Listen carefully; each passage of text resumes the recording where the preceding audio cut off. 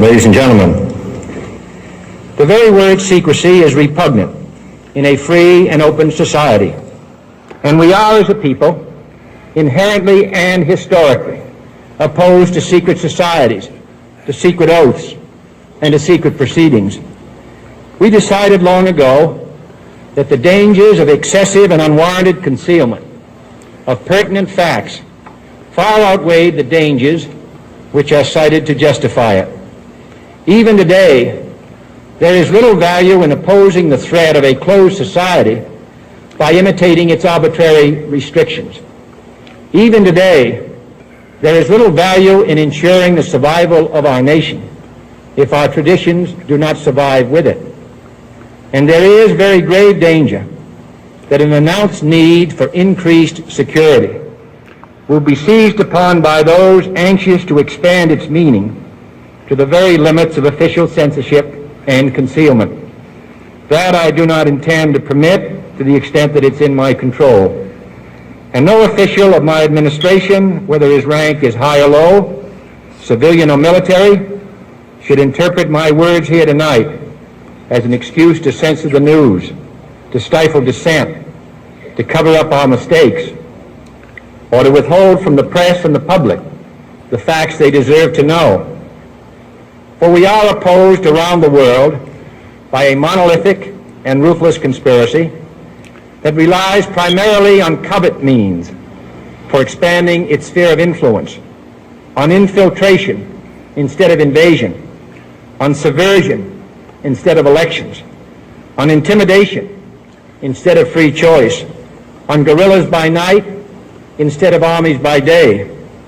It is a system which has conscripted vast human and material resources into the building of a tightly knit, highly efficient machine that combines military, diplomatic, intelligence, economic, scientific, and political operations.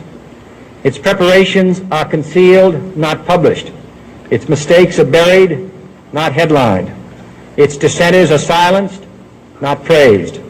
No expenditure is questioned, no rumor is printed, no secret is revealed. No president should fear public scrutiny of his program, for from that scrutiny comes understanding, and from that understanding comes support or opposition, and both are necessary. I am not asking your newspapers to support an administration, but I am asking your help in the tremendous task of informing and alerting the American people. For I have complete confidence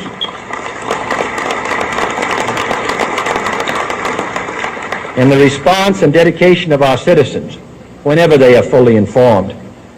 I not only could not stifle controversy among your readers, I welcome it. This administration intends to be candid about its errors. For as a wise man once said, an error doesn't become a mistake until you refuse to correct it.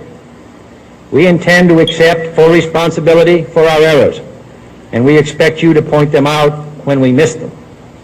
Without debate, without criticism, no administration and no country can succeed, and no republic can survive.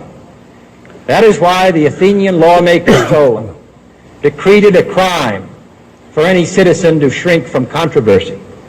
And that is why our press was protected by the First Amendment, the only business in America specifically protected by the Constitution, not primarily to amuse and entertain, not to emphasize the trivial and the sentimental, not to simply give the public what it wants, but to inform, to arouse, to reflect, to state our dangers and our opportunities, to indicate our crises and our choices, to lead, mold, educate, and sometimes even anger public opinion.